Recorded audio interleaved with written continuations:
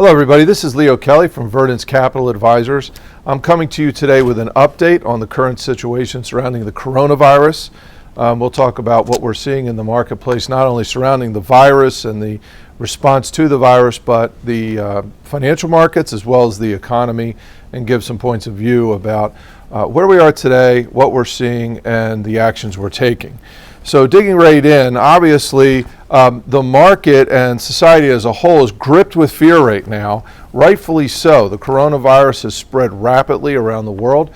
Cases are building in the U.S. They are still very small in numbers relative to the population, but with the rapid advance of those cases, the U.S. government and individual states are starting to take more aggressive action. As we speak, I'm hearing a skeleton crew in our office. People are staying home. The quarantine is starting to take effect, and we are hoping that's going to have a positive outcome.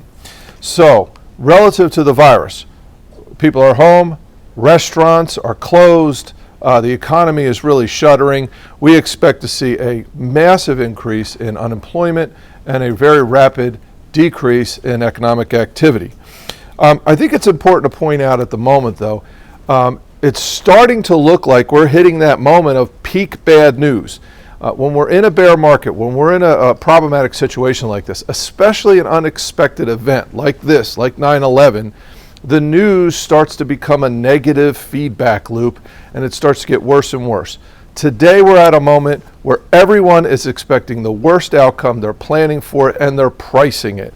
And so we're starting to see just a relentless downturn in the market and really widespread fear. You can see that at the shopping mall, the grocery store. You can really see it across all aspects.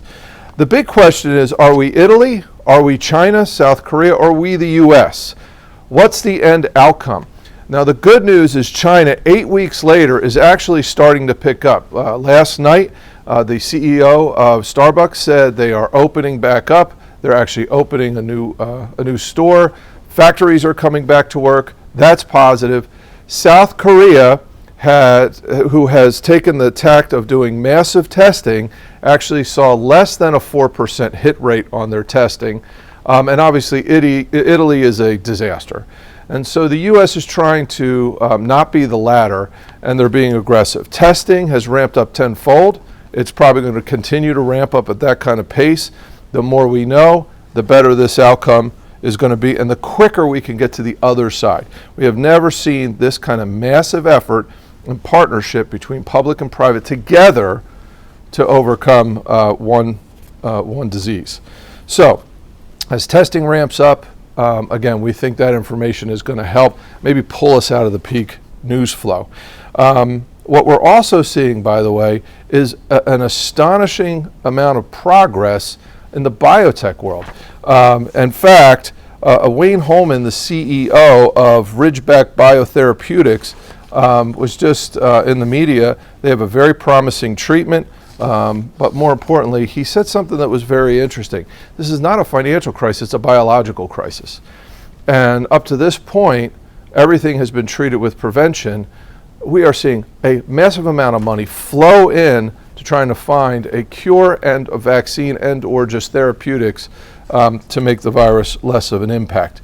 Progress is happening very, very quickly, and if we were to get a surprise outcome there, that would obviously change things very, very quickly because we're pricing in disaster.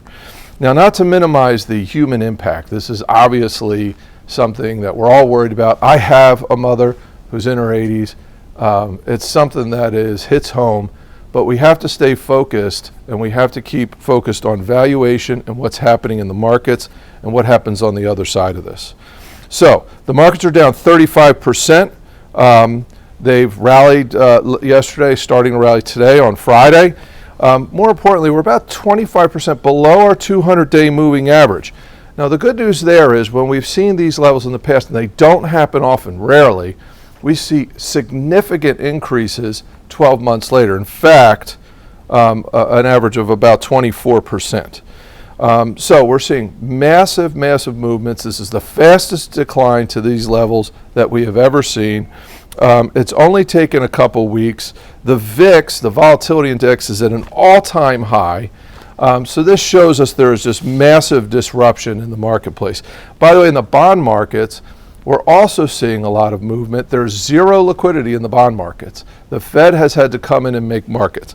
And I've said this many times before, when we have a crisis, sometimes we over-regulate and the regulation becomes the next problem. In this case, Dodd-Frank from the financial crisis took away the ability for banks to make markets, and we are losing some of that liquidity and stability, and that's having an impact on the bond market. So that's the bad news. Really disrupted markets, a really disrupted bond market. Now on the other side of all of this, whenever that happens, and we hope sooner than later, the longer it takes, the more damage that will be done. What we know is this. I get the question about, is this going to be like 2009? There are many differences, and we think that's going to help us through this. Number one, the banks are very different. They're far, far better capitalized than they were in 2008 going into the crisis. Number two, the economy is very strong going into this crisis. We have incredibly low unemployment, and we are going to see massive unemployment numbers for a short period of time, and then those workers do come back. Household balance sheets, very strong going into the crisis. They were horrible going into the 2009 crisis, much, much stronger.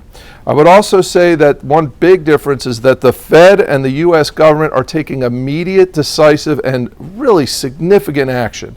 In 2008, 2009, because it was a financial crisis and not an event, not a human biological event like it is today, or a 9/11 or something of that nature, there was a lot of talk about moral hazard. Should we bail out banks? Should we put money into the system? And that took months and months and months for both the Fed and the U.S. government to work that out. In the meantime, the economy cratered, the financial system was on the brink. Today, both the Fed and the U.S. government are taking not just quick action, but significant action. We've already had 2 stimulus bills passed. We have a third getting ready to be passed. We're going to throw over $1 trillion at this, and the Fed is being remarkably active and stabilizing bond markets. That's good news.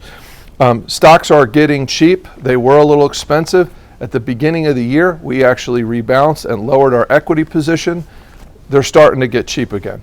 We've been buying in little tiny bites. That's all we can do here. No one knows where the bottom is. So what we have to do is take deliberate action, small bites on a frequent basis. The question is really simple, I think.